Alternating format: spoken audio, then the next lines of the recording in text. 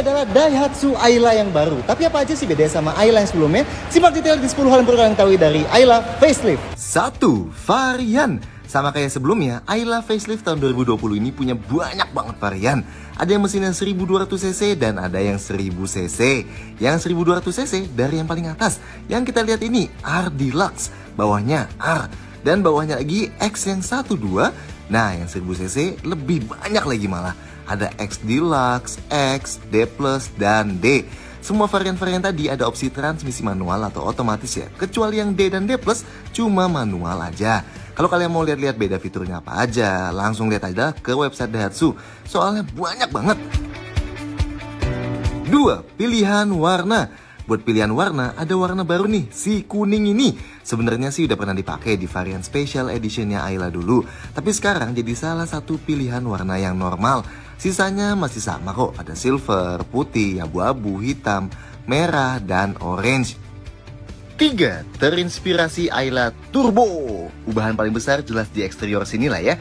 Kita suka nih desainnya Ayla yang baru ini. Kelihatan banget terinspirasi dari Ayla Turbo yang dulu udah pernah dipamerin.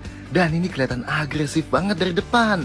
Apalagi di yang varian R Deluxe ini. Grillnya luar biasa besar, memanjang full vertikal dari atas sampai bawah. Warnanya hitam semua dan dibagi jadi beberapa bilah. Yang paling atas dikasih panel piano black dan tetap mempertahankan garis krom panjang yang nyambungin kedua lampunya. Dan yang unik, khusus varian Deluxe aja masih dikasih emblem DLX warna merah kayak gini di depan. Dan di sebelah kanannya dikasih lobang-lobang kecil. Bumpernya juga dibuat agresif banget tuh. Housing fog lampnya bener-bener tajam banget dan dikasih panel krom yang gak kelihatan terlalu mencolok. Kita sukalah desain overall Ayla yang baru ini. Apalagi kalau ingat Ayla yang sebelum ini kayak gini, atau yang dulu banget bener-bener kelihatan kayak mobil murah gini. Sekarang udah kelihatan jauh mendingan. Detail lampu depannya, lampu kecilnya LED garis kayak gini, lampu besarnya proyektor halogen, lampu jauhnya halogen non-proyektor sisi luarnya, lampu seinnya halogen dan fog lampnya halogen juga. Nah, sampingnya ubahannya jauh lebih minim nih. Tepatnya cuma di spion aja. Yang sekarang pakai model yang juga dipakai di Sigra dan di Xenia. Dan ubahan lain juga di velgnya. Tetap pakai 14 inci dan dual tone, tapi sekarang pakai model velg punya Sigra yang varian R. Persis banget kok nih. Sisanya masih mirip. Yang bukan selera semua orang, stiker Deluxe ini nih di atas fender depan. Ya, tapi kalau kalian gak suka bisa dilepas kok gampang. Atau ambil varian bawahnya. Handle pintunya juga sayangnya masih pakai model yang ditarik ke atas gini. Belum pakai model kekinian. Pilar B udah dikasih panel hitam buat varian tinggi.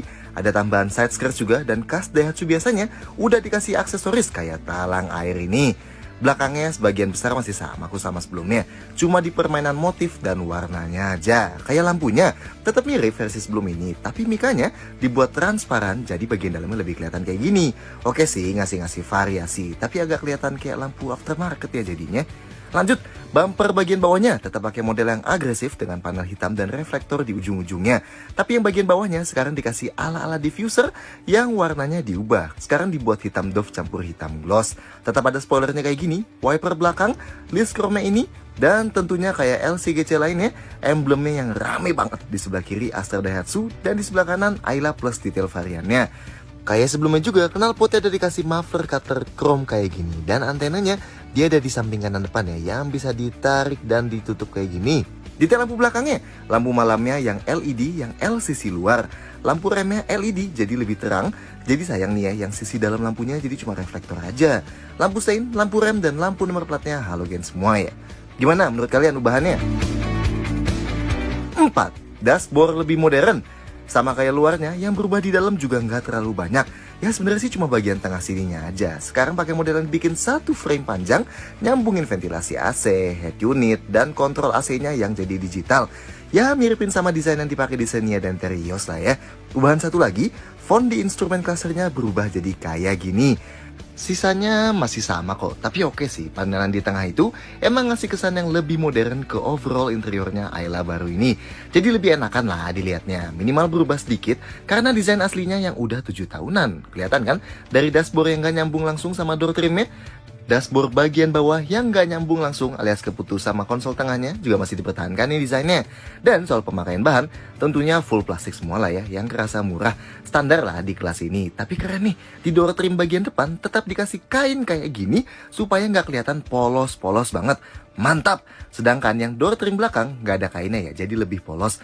Begitu juga setirnya, belum dilapisin kulit, jadi polos kayak gini. Joknya motifnya berubah sedikit nih, tapi tetap kelihatan mirip sih, pakai kain yang agak kasar dan kombinasi warna hitam dan garis merah di tengahnya. Dan kayak sebelumnya, jok depan headrestnya tetap nyatu, dan yang jok belakang di tengahnya nggak ada headrest adjustable.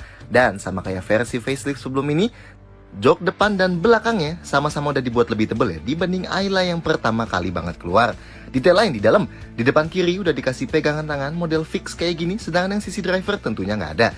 Dan yang di belakang, kiri kanan sama-sama udah dikasih pegangan tangan fix gini juga, yang nggak ada gantungan bajunya. Sedangkan sun visornya polos banget nih, sama sekali nggak ada kaca atau card holdernya di kiri dan kanan. Lampu kabin tetap cuma ada satu di depan, dan spion tengahnya masih full manual ya. Jadi kalau silau ya cuma bisa kalian naikin sendiri. 5. Fitur lebih lengkap. Salah satu ubahan yang menarik jelas soal fitur lah ya. Kita bakal jelasin fitur yang ada di varian paling tinggi ini. Buat tahu beda-beda detail fitur tiap variannya, langsung cek di webnya aja lah ya. Pertama, Ayla udah ikutin jejak kakak-kakaknya nih, Xenia, Sirion, dan Terios yang udah pakai jenis AC digital kayak gini. Ini model tersimpelnya ya, yang fungsinya sebenarnya mirip-mirip sama yang puter-puter karena ini masih manual. Tapi minimal ada layarnya lah, jadi jauh lebih modern. Yang kanan buat naikin kipas, yang kiri buat naikin suhu, plus ada fungsi Max Cool ya, buat langsung dinginin sampai pol. Ada buat buka tutup sirkulasi, tapi nggak ada buat arahin angin ke bawah ya. Nggak ada defroster kaca depan dan defogger kaca belakang juga nggak ada. Atau memori AC kayak di Sirion juga nggak ada. Tapi oke lah, minimal bentuknya lebih keren. Sayangnya nggak kayak di Agya baru yang dapat tombol start stop. Di Ayla ini masih pakai kunci standar buat nyalain mobilnya. Makanya masih pakai kunci model yang lama kayak gini nih. Lanjut, kayak di Sigra juga, sekarang jadi ada spion lipat elektriknya. Keren juga nih ya, selevel mobil gini ada fitur kayak gini. Lanjut, yang baru lagi, head unitnya. Dari sebelumnya yang varian paling tinggi juga udah pakai layar sentuh sih. Tapi modelnya baru nih yang di sini. Tombolnya cuma ada kapasitif aja di sebelah kanan. Bisa putar media dari USB, yang USB portnya ada di dalam laci sini, dan bisa juga via Bluetooth ya. Yang baru lagi, instrumen clusternya. Cuma desainnya aja sih sebenarnya yang baru. Fungsinya masih sama. Isi MID-nya ada indikator gigi, ada jam, trimeter A dan trimeter B, konsumsi BBM rata-rata, indikator eco yang bisa dimati nyalain, dan sisa jarak berkendara. Sisanya masih sama nih fiturnya kayak sebelumnya. Ada tombol pengatur audio di setir, jendela sisi driver auto down aja, dan ada satu bar outlet di bawah. Wipernya udah ada mode intermittent non-variable, dan ada wiper belakang juga. Sedangkan tuas lampu terintegrasi ya sama fog lamp. Dan ada one touch triple turn signalnya. Gimana? Buat LCGC cukup lah ya fitur segini. 6. Sekarang ada ABS. Kalau Ayla yang lama, fitur safety-nya agak ketinggalan sama Agya. Di Ayla yang ini, tada, sekarang udah lumayan catch up karena ada rem ABS-nya alias anti-lock braking system.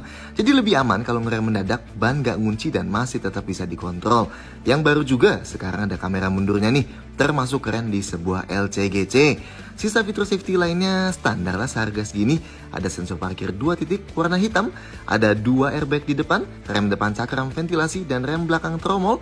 Dan tentunya ada immobilizer yang terintegrasi di kuncinya. Stability controlnya mana? Hill start assist-nya mana? Ya beli mobil lebih mahal lah kalau ngincer varian safety yang lebih lengkap. 7. Konfigurasi jok. Buat masuk ke depan, pintunya termasuk enteng, tapi nggak kerasa sampai kopong sih. Masih lebih berat lah dibanding pintunya Datsun. Bukannya termasuk lebar banget, dan buat napak masuknya kerasa cukup rendah, tapi nggak rendah-rendah banget ya. Nah, posisi duduknya, khasnya Agya Ayla dari dulu nih, luar biasa tinggi. Jadi visibilitas keluarnya jelas banget. Pengaturan joknya jelas manual lah ya. Yang driver sama penumpang depan sama-sama cuma bisa slide dan recline, alias nggak ada pengaturan ketinggian. Nah, kayak LCGC lainnya, headrest joknya masih nyatu kayak gini ya. Tapi khasnya Agya Ayla dan Calya Sigra nih, headrestnya diciptakan buat orang-orang yang tingginya 150-160 cm. Buat orang di atas 170 cm, udah pasti ujung headrestnya nusuk bagian bawah kepala kayak gini. Jadi nggak ketopang full gitu kepalanya. Otomatis buat sandaran sambil nyetir, kepalanya masih agak ngedanga buat kalian yang tinggi. Meski nggak ke belakang banget sih kayak di mobil-mobil jadul. Di tengah udah dikasih sandaran tangan kayak gini ya. Meski agak pendek dan terlalu turun sih sebenarnya posisinya. Dan udah pasti nggak bisa buat sambil pegang setir. Yang di pintu buat sandarin tangannya plastik keras ya.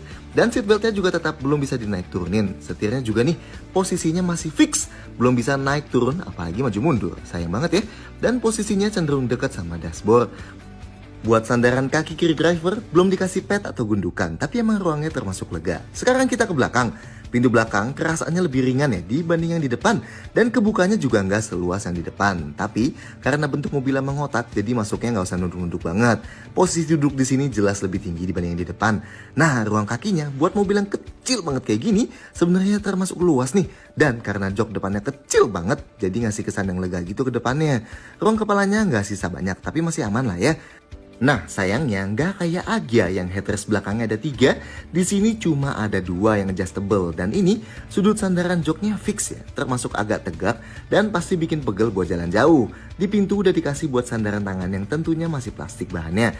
Nah, kalau mau duduk bertiga, napak ke tengahnya agak kehalang konsol tengahnya nih, jadi kakinya harus sedikit ngelipet. Di lantai juga masih ada gundukannya yang meski pendek, tapi kaki kita tetap mesti ke kiri kanan karena konsol tengahnya mundur banget. Dudukan jok di tengah sini masih termasuk empuk dan gak terlalu tinggi dibanding kiri kanannya. Yang buat sandarannya juga masih empuk, tapi karena gak ada headrest, jadi kepala kita pasti ngedanga kalau mau duduk di sini. Dan ini seatbeltnya juga masih 2 titik ya, yang tengah sini. Gak kayak di Agya yang udah 3 titik. 8. Bagasi dan storage. Soal bagasi nggak ada ubahan sih, masih sama kayak Ayla sebelumnya. Bukannya tetap nggak ada handle di pintunya, harus pakai kunci di sini atau tuas di bawah kanan jok driver. Ruang bagasinya sebenarnya termasuk lumayan sih ya, buat mobil yang kecil banget kayak gini. Bibirnya termasuk mengotak, jadi nggak masalah buat masukin barang lebar. Dan ini lantainya cukup rendah dari tanah, jadi kalau angkat barang yang berat nggak terlalu susah. Detail bagasinya udah dikasih net kayak gini nih. Di kiri sini nggak ada apa-apa ya. Yang di sebelah kanan juga nggak ada apa-apa. Cuma gantungan netnya aja. Jadi bagasinya nggak ada lampunya. Ban serepnya full size tapi model velg kaleng kayak gini. Oh, dan Ayla udah dapat parcel shelf gini ya buat tutupin barang-barang di dalam sini supaya nggak diintipin dari luar. Dan tentunya bisa ditaruh barang juga. Buat ngaitin parcel shelfnya cuma satu sisi aja nih, ada di sebelah kanan sini. Dan kalau mau lepas ini, harus turunin jok tengah dulu soalnya lepasnya ke depan.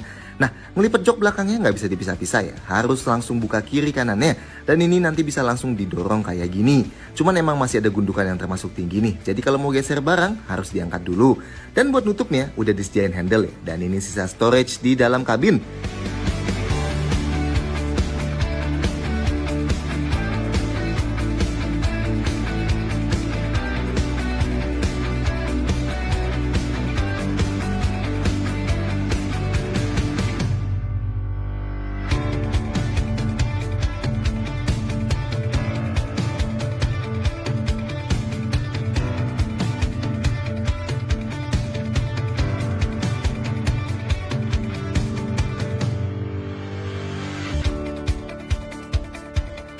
9. Mesin dan transmisi. Soal ini nggak ada yang berubah ya dari Ayla sebelumnya. Mesin yang di varian D, D+, X10, X Deluxe, dan X Airbag pakai 1000 cc 3 silinder. Tenaganya memang kecil sih, cuma 64 HP dan torsinya 86 Nm. Dan jangan lupa yang mempertimbangkan mesin ini, getaran kasnya mesin 3 silinder yang kerasa banget. Varian X12, R, dan R Deluxe pakai mesin 1200 cc 4 silinder yang jelas jauh lebih minim getaran. Tenaganya tetap 87 HP dan torsinya 108 Nm. Kecuali yang varian D dan D+, yang cuma ada opsi transmisi manual 5 percepatan, setiap varian lainnya punya opsi transmisi otomatis 4 percepatan, model torque converter standar. Dan tentunya semua penggerak roda depannya. 10. Detail-detail lain. Kayak sebelumnya, Ayla juga sama kayak setiap LCGC yang diharuskan pemerintah buat pakai bensin minimal oktan RON 92, kayak Pertamax dan sejenisnya gitu. Ini bukan kebutuhan spek mesin loh ya, cuma regulasi LCGC aja. Lanjut, wipernya masih pakai model frame besi standar gini ya, dengan washer yang belum ngerata kayak sebelumnya. Buat yang belum tahu, posisi dongkrak juga masih sama kayak Agi Ayla dari dulu, ada di bawah jok penumpang depan. Dan soal suspensi, steering, dan parts mekanika lainnya, nggak ada perubahan ya dibanding Ayla sebelum ini.